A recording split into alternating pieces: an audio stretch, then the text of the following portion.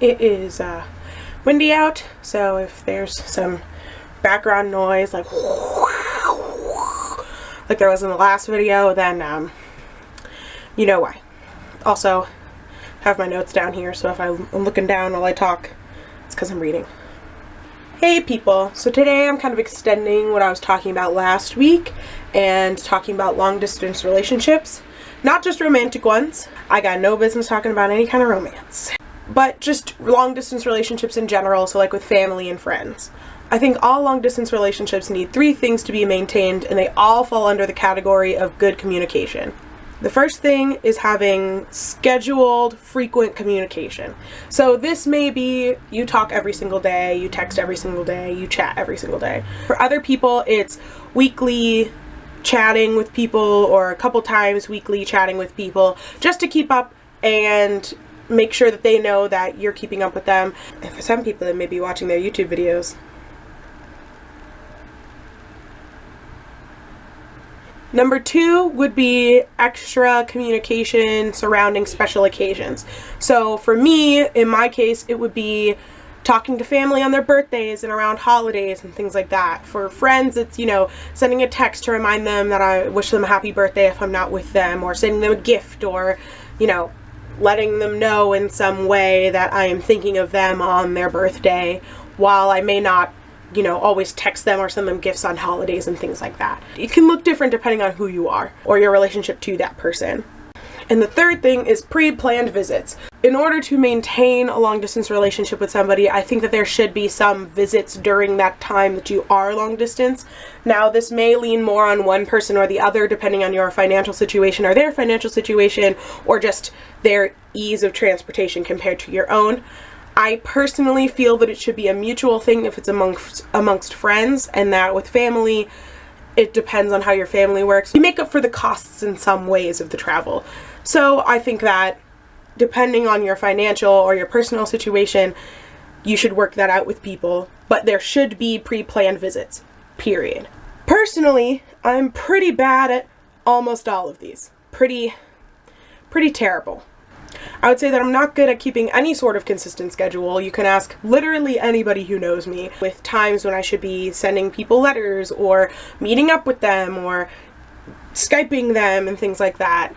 I think on top of that, I'm also terrible at actually keeping plans to go places. Like, people try and plan things with me like a week or 2 weeks or a month in advance, and I still don't show up. I either ghost them, or I don't message them that day, or something comes up, because something always comes up, because life, and suddenly, magically, I'm no longer available. I just kind of disappear into the void, and then I go, ah, shucks, I wish that I could have shown up for this. Sorry that you drove all the way out there so that you could see me. Maybe next time. And that's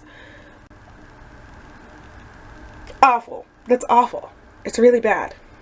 I would say the only thing that I'm kind of okay at.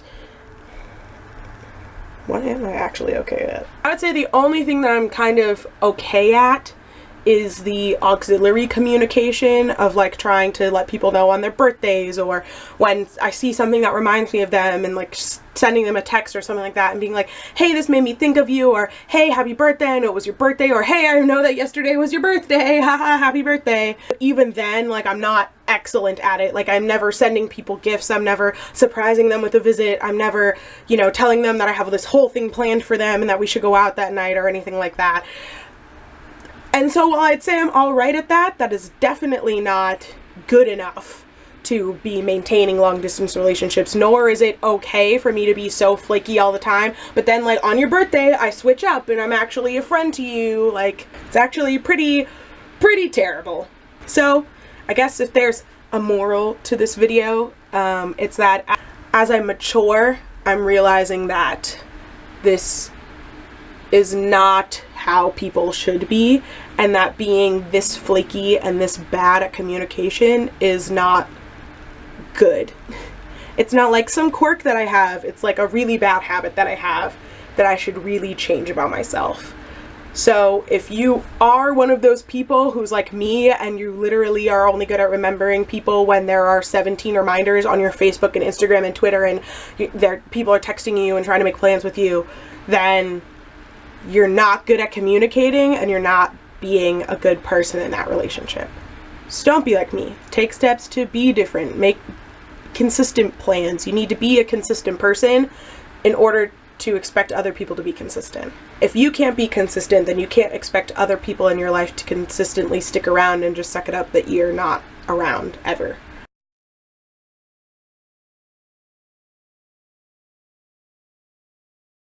If you like this kind of video, then leave a like.